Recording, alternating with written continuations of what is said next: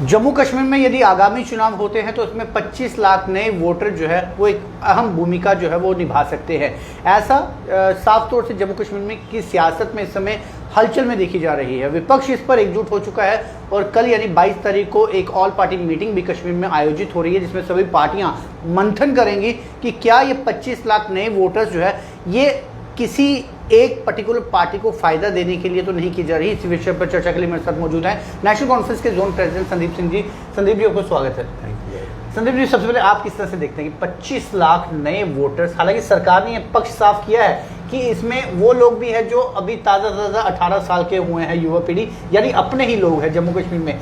सबको आप ऐसा मत सोचिए कि बाहर के ही लोग ला रहे हैं यहाँ पर। देखिए, डिसीजन का अंदाज़ा जनता जो है वो उसकी मंशा से लगाया जाता है। The soul of the decision जिसको बोलते हैं कि एक डिसीजन लेने के पीछे उसका मकसद क्या है, मंशा क्या है, what is the soul of that जी। तो सोल और क्रक्स अगर आप इसका निकालेंगे तो जब इन्होंने यही बात बोल दी कि डिफेंस फोर्सेस के लोग जो यहाँ ठहरे हुए हैं, जो पीस एरिया में, जैसे अब आप फॉर एग्जांपल लगा लीजिए कैंटोनमेंट बोर्ड है, सतवारी में है, टाइगर डिवीजन है, कुंजवानी में है, जब आपने इन्हीं को वोट डालने कह दिया कि वो यहाँ पे हैं और अगर वो विलिंग है वोट डालने के लिए वोट बना सकते हैं और डाल सकते हैं, तो फिर ये मंशा साफ ही हो गई कि भाई उनकी मंशा ही ये है कि भाई we have to win this election. BJP यही चाहती है बाय हुक और बाय क्रुक हम हर हरबा इस्तेमाल करेंगे, इलेक्शन हमें जीतनी है, हम अपने रूल्स बनाएंगे, अपने तरीके से उसको लड़ेंगे, आपने आना है तो आ जाओ, नहीं आना तो टू हेल्प विद यू, हमने जीतनी है। संदीप जी, इसमें क्या दिक्कत है? नेशनल कॉन्फ्रेंस, पीडीपी या कांग्रेस कौन सी देशद्रोही है जो आर्मी पर्सन जो है वो आप लोगों को वोट नहीं डालेंगे, सिर्फ बीजेपी को ही डालेंगे? देखिए सर, सवाल तो आपने पूछा है लेकिन इसका आंसर आप भी जानते हैं वैसे बहुत अच्छी तरीके से। अब हम कैंपेन किसके आगे करेंगे? सीओ साहब के पास जाएंगे जी, या हवलदार साहब के पास जाएंगे जी, या ब्रिगेड कमांडर के पास जाएंगे? किसके पास जाएंगे उनको कहने के लिए? यहाँ पे देखिए कितने तरह की डिफेंस फोर्सेज हैं, सीआरपी यहाँ पे है, बीएसएफ यहाँ पे है, आईटीबीपी यहाँ पे है, आर्मी यहाँ पे है। अब आप मेरे को ये बताइए कि ना हमें कोई क्राइटेरिया पता है कि किस क्राइटेरिया के तहत ये होगा। अब जब आपने सभी को बीच में ले लिया कि भाई सारी डिफेंस फोर्सेस में तो ये सभी आ जाती हैं, तो हमें कैंपेन किसके आगे करनी है, जाना किसके पास है? ये तो सीधे हो गया सर, सीधे एक वन पॉइंट एजेंडा है कि बीजेपी बाय दिस वे और दैट। देखिए ग्राउंड सिचुएशन उनको मालूम है, उन्होंने अगर ग्राउंड सिचुएशन में उनको 1% भी ये अंदाजा होता हो ना कि भाई BJP is going to win this election, तो वो क्या करेंगे? वो very next day election announce कर देंगे। लेकिन उन्होंने ऐसा नहीं किया। They have taken their time, they have studied very hard. उसके बावजूद भी उन्होंने डिलिमिटेशन किया। हमारे ऑब्जेक्शंस थे बहुत चीज़ों के ऊपर, किसने सुनी है वो डिलिमिटेशन की ऑब्जेक्शंस? ये कहने को फेयर प्रोसेस था but it was not fair from the very beginning. उन्होंने जब वो भी करके देख लिया, उसके बावजूद भी देखा कि भाई अपोजिशन पार्टीज यहाँ स्ट्रांग हैं, तो उन्होंने ये नया शगुफा, नया हरबा निकाल लिया। संदीप जी, कहा जाता है कि राजनीति में और प्यार में और जंग में कहते हैं सारी चीज़ें जो है वो जायज़ है, साम दाम दंड भेद अपनाए जाते हैं। इससे पहले जब बीजेपी इलेक्शंस लड़ रही थी तब भी नेशनल कॉन्फ्रेंस और पीडीपी और कांग्रेस सब ने एकजुट होकर भी चुनाव लड़े हैं। जब सभी विपक्ष एक साथ होकर उस तरह की रणनीति इस्तेमाल कर सकती है, तो यदि बीजेपी भी कुछ नया आयाम लाने की कोशिश कर रही है, अभी ये तो किंतु परंतु है कि क्या वो बंगलिंग करेंगे या नहीं करेंगे, हो सकता है या नहीं हो सकता है, ये तो अभी मंशाएं हैं। लेकिन यदि कोई एक्सपेरिमेंट हो रहा है, उस एक्सपेरिमेंट को एक्सेप्ट करने की बजाय उसके खिलाफ विपक्ष इकट्ठा हो जाना। एक्सपेरिमेंट फॉर द गुड होना चाहिए ना, कुछ उसमें से अच्छी चीज निकले। फिर ऐसा एक्सपेरिमेंट कीजिए कि बोलिए कि जी हम बाकी बॉम्बे में भी सेंटर बनाएंगे, वहां भी बनाएंगे, जो लोग बॉम्बे के भी वोट डालना चाहते हैं जम्मू कश्मीर में वो भी डालेंगे। फिर एक्सपेरिमेंट करना है तो जितना मर्जी एक्सपेरिमेंट करते जाइए। एक्सपेरिमेंटेशन की भी कोई हद होती है, एक जगह आके फुल स्टॉप लगाना होता है। आप कहीं तो मानो। अब आप देखिए, democracy is defined by the constitution. ये कोई मोनार्की तो है नहीं है कि मेरी मर्जी मेरा रूल। अब तो ये तो अब हम मोनार्की वाला स्टेप हो गया कि भाई हमारी मर्जी है, अब ये भी डालेगा वोट, वो भी डालेगा, तेरे को क्या, तूने खेलना है तो खेल, नहीं तो निकल यहाँ से। ये कोई तरीका थोड़ी है, ये कोई डेमोक्रेसी चल रही है? क्या चल रहा है? ये अपनी मर्जी होती जा रही है, वो भी डालेगा जी, वो भी डालेगा जी, वो भी डालेगा जी, हम और को भी ले आएंगे। अब बचा क्या? अब ये बोलेंगे जी ईवीएम में हमने जो लेके आए हैं ईवीएम आप चेक भी नहीं कर सकते, यही रूल है।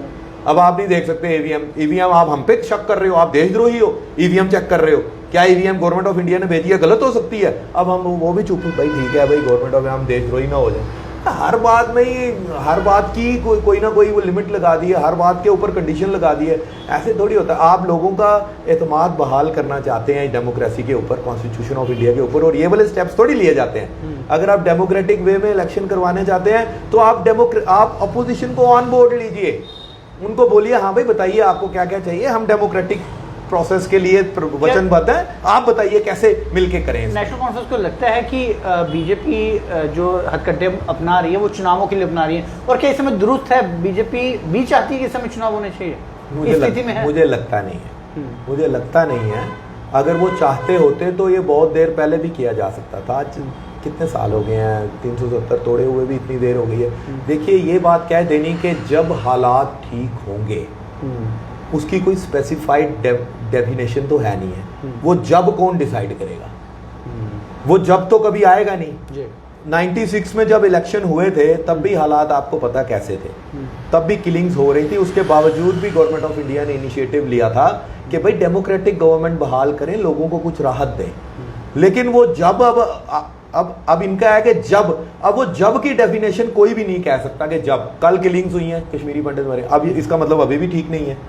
ठीक है, सिक्योरिटी फोर्सेस पे हमले हो रहे हैं, इसका मतलब अभी भी ठीक नहीं है। लोकल मिलिटेंट आ रहा है, अभी भी ठीक नहीं है। पाकिस्तान स्पॉन्सर कर रहा है, अभी भी ठीक नहीं है। ये अभी नहीं जो है ना, ये आप 2076 में भी चले जाएंगे ना अगर, तब भी अब भी हम देख रहे हैं जब ठीक होगा। ये उसी कैटेगरी में, इन्फिनिटी के कैटेगरी में फॉल करता है कि जब ठीक होगा। ये जब का कोई जवाब नहीं है, ना कोई हल है इस जब का। तो ये होती है, ये मंशा होती है। अगर आप लोगों का भला करना चाहते हैं, लोगों को डेमोक्रेटिक प्रोसेस में इन्वॉल्व करना चाहते हैं, उनको डेमोक्रेसी के ऊपर उनका फेथ को मजबूत करना चाहते हैं, तो आपको कुछ डिसीजंस लेने होते हैं। लेकिन ये डिसीजंस विद कंडीशंस आ रहे हैं। इलेक्शन करवानी है लेकिन, डिलिमिटेशन करनी है लेकिन, हर चीज में लेकिन वो लेकिन का मतलब होता है कि मंशा ही नहीं है। लास्ट क्वेश्चन कि केंद्र सरकार ने तो बोल दिया कि 25 लाख नए वोटर्स आएंगे, अब विपक्ष क्या करेगा? लास्ट ऑप्शन इसको काउंटर करने के लिए। देखिए हमारे हाथ में प्रोटेस्ट करना है। डिलिमिटेशन के ऊपर भी हमने सवाल उठाए थे, किसी ने सुनी नहीं, लेकिन हमने अपना फर्ज अदा किया। हमारी लीडरशिप, फारूक साहब ने कल मीटिंग कॉल की है, ऑल पार्टी अपोजिशन पार्टीज की मीटिंग कॉल की है। हम तो अपने रिजर्वेशंस देंगे ही। मैं तीसरी जगह, मैं तो एक छोटा सा कारकुन हूँ नेशनल कॉन्फ्रेंस का। मेरी लीडरशिप मेरे से बहुत ऊंची है, उनकी सोच बहुत वास्ट है, वो बहुत दूर तक सोचते हैं। जब मैं एक छोटा सा कारकुन होने के नाते इनके डिसीजन के ऊपर, उनकी बात के ऊपर इतने सवाल उठा सकता हूँ, तो मेरे लीडर के मन में तो 5000 सवाल होंगे। और उसके बाद डिफरेंट अपोजिशन पार्टी, जिसमें कांग्रेस भी है, जिसमें तारिक आमी साहब की भी है, पीडीपी भी है, और भी इवन के अल्ताफ बुखारी को भी मैंने सुना है कि शायद उनको भी कॉल किया कि भाई आप भी आइए, आप भी अपोजिशन पार्टी हैं, अगर समझें अपने आप को अपोजिशन तो आप भी आइए, आप अपने, क्योंकि उन्होंने रिजर्वेशंस रेज किए हैं, अपने पॉइंट्स रेज किए हैं, तो इन्होंने उनको भी कहा भाई तुम भी आ जाओ।